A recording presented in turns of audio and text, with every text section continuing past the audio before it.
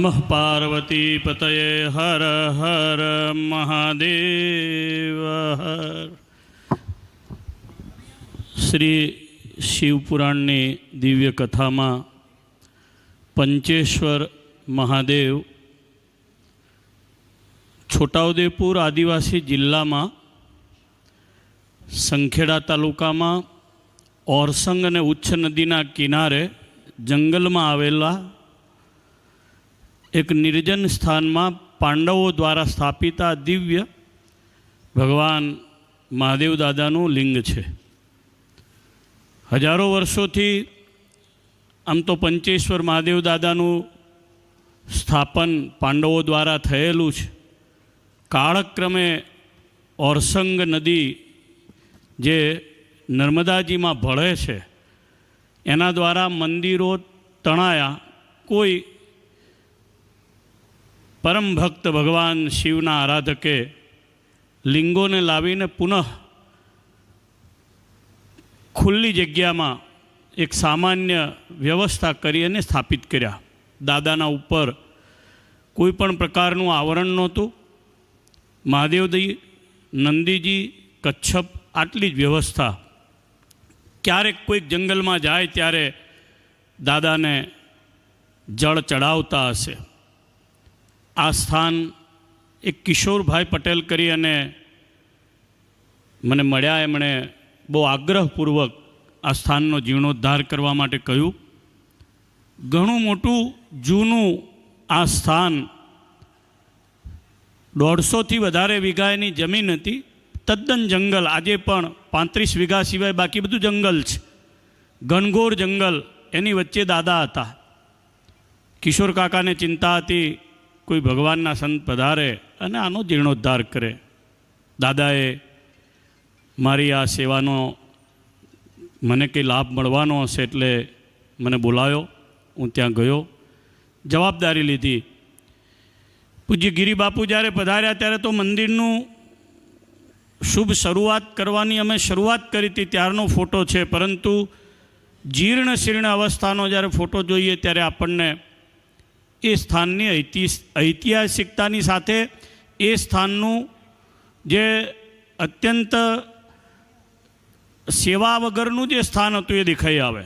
પાંડવો દ્વારા સ્થાપિત પરમેશ્વર ભગવાન મહાદેવ દાદાનું સ્થાન આવું. મને એ સેવાનો લાભ મળ્યો. દાદાને જ્યારે જળ ચડાવ્યું પહેલું ત્યારે સંકલ્પ કર્યો કોઈ એક જણ આવી દાદાનું મંદિર બંધાવે એવી દાદા કૃપા કરજો. 11 લાખને 5 લાખને 2 લાખને 11,000 ને 51,000 ને એમ કરવું નથી. એક શિવ ભક્ત આવ્યા. જૂનો છોકરો હતો, જાણીતો હતો. કોઈ એક વખત મને કહે છે કે દાદાનું મંદિર આપણે દર્શન કરવા જઈએ. તમે જે હું તો વડતાલ રહું જાજાતો એની સાથે ગયો. કોઈ પ્લાનની વાત નથી કરી. મહાદેવજીમાં એને જ ભક્તિ થાય છે જેના ઉપર મહાદેવજીની કૃપા થાય છે. અને દાદાએ એ છોકરાને પ્રેરણા કરી. મને કે આના મંદિરનું શું? મેં કીધું કોઈ એક વ્યક્તિ આવીને કરે તો કરવું છે. તો કે હું એકલો કરી દઉં. અને એણે એકલાએ બહુ સુંદર દિવ્ય અદ્ભુત મંદિર અમે જે સંકલ્પ કર્યો એ પ્રમાણેનું કરી આપ્યું. પૂજ્ય મહાનિર્વાણી અખાડાના આચાર્ય મહામંડલેશ્વર મારા પરમ સ્નેહી છે. પૂજ્ય વિશુકાનંદજી મહારાજ શ્રી, સ્વામિનારાયણ સંપ્રદાયના આચાર્ય મહારાજ, રાકેશ પ્રસાદજી મહારાજ અને અત્રે ઉપસ્થિત વલ્લભદાદા વગેરે સૌ સ્નેહીજનો અને શ્રેષ્ઠીજનોની ઉપસ્થિતિમાં સ્વામિનારાયણ સંપ્રદાયના પ્રસિદ્ધ કથાકાર પૂજ્ય નિત્યસ્વરૂપ સ્વામીએ ત્યાં કથા કરી. અને આજુબાજુના 200 ગામડાઓની અંદર અમે વ્યસન મુક્તિનું જબરજસ્ત અભિયાન ચલાવ્યું. અને અભિયાનના પ્રતાપે આજે તડવી, બારિયા, વસાવા, રાઠવા હજારોની સંખ્યામાં, એક બે નહીં, હજારોની સંખ્યામાં નિર્વ્યસની બન્યા, સત્સંગી બન્યા અને પંચેશ્વર મહાદેવ દાદાના ભક્તો બન્યા. ગયા વર્ષે મને સંકલ્પ થયો. પૂજ્ય ગિરિબાપુ બહુ દિવ્ય કથા કરે છે. જ્યારે અમારા વડતાલ મંદિરને 200 વર્ષ પૂર્ણ થયા, પૂજ્ય બાપુ પધાર્યા ત્યારે બાપુએ ઉદ્બોધન કર્યું. ત્યારે જ મેં સંકલ્પ કર્યો કે બાપુની કથા હું કરાવડાવીશ. અને બાપુની પાસે કથા માગી. શ્રી પંચેશ્વર મહાદેવ દાદાની કૃપાથી અમને ત્યાં કથા મળી છે. આપ સૌને લાઈવ જોઈ રહેલા અને અત્રે ઉપસ્થિત સૌને શ્રી પંચેશ્વર દાદાના સાનિધ્યમાં રહેવા જમવાની અપ ટુ ડેટ બધી વ્યવસ્થા કરશું. ભલે જંગલ રહ્યું, ફર્સ્ટ ક્લાસ વ્યવસ્થા કરશું. તમે અહીંયા રહો ને ત્યાં રહો, તમને કોઈ ફરક નહીં લાગે. પણ મહાદેવ દાદાનું દિવ્ય મંદિર ત્યાં બન્યા પછી પ્રથમ આવી શિવપુરાણની કથા હશે. ભગવાન શિવનો અત્યંત દિવ્ય મહિમા છે. ભગવાન શિવના મંદિરમાં કોઈ દર્પણ અર્પણ કરે, ભગવાન શિવના મંદિરમાં કોઈ ચંદ્રવો અર્પણ કરે, ભગવાન શિવના મંદિરમાં કોઈ ચામર અર્પણ કરે, ભગવાન શિવના મંદિરમાં કોઈ આરતી અર્પણ કરે, ભગવાન શિવના મંદિરમાં કોઈ ઘંટા અર્પણ કરે, ભગવાન શિવનું મંદિર કોઈ ધૂળથી ચણાવે, ભગવાન શિવનું મંદિર કોઈ પથ્થરથી બનાવે, કોઈ લાકડાથી બનાવે. આ બધા જ દૈવી જીવો ભગવાનના ધામના અધિકારી થાય છે.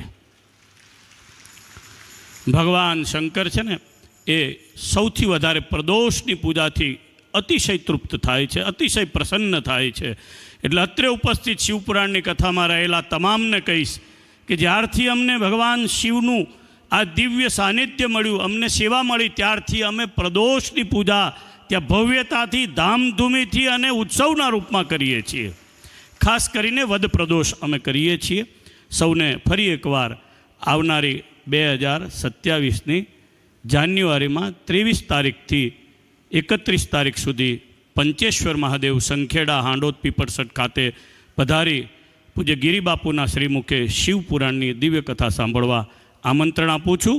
બોલો શ્રી સોમનાથ મહાદેવ કી નમઃ. પાર્વતી પતયે હર હર મહાદેવ.